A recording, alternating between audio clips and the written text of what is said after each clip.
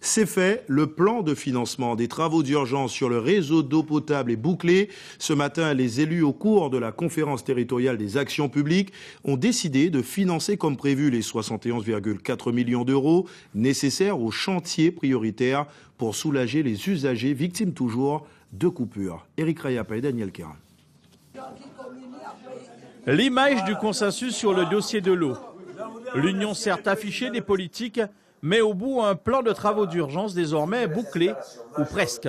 Sur les 71,7 millions, les communautés d'agglomération qui ont, rappelons-le, la compétence du dossier, ont annoncé 5 millions. Une somme qui reste à consolider entre eux. Cap Excellence, par exemple, comptait sur une plus grosse enveloppe de l'État. Ça aurait été plus juste parce qu'il faut compter sur la solidarité nationale. Il y a une part de responsabilité. La situation dans laquelle se trouvent actuellement les EPCI, quels que soient les gros efforts qu'on fait pour rétablir cette situation. Pour le reste, ce sont les collectivités majeures qui accompagnent. La région confirme ses 30 millions et le département 20 millions d'euros.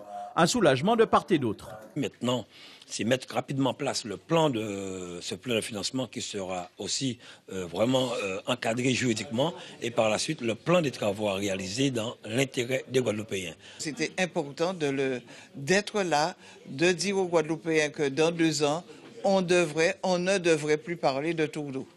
Outre les 8,7 millions d'euros de travaux déjà engagés par les collectivités, l'État complète le dispositif. L'État a été appelé en complément, 7 700 000 euros sur cette opération en 2 ans, mais je rappelle qu'au cours des 4 dernières années, l'État a investi 20 millions d'euros sur l'eau potable en Guadeloupe. Pour les travaux à long terme, sur les 15 prochaines années, estimés à plus de 600 millions d'euros, des experts missionnés par l'État seront sur le terrain dès la semaine prochaine.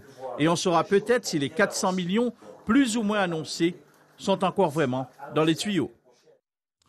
Et dans le cadre de sa réunion plénière de l'après-midi à la région Guadeloupe, le comité de l'eau et de la biodiversité a procédé à l'installation de ces 4 commissions. Il s'agit de celles de l'eau et de la planification, de la biodiversité, de l'anthropisation et de la communication.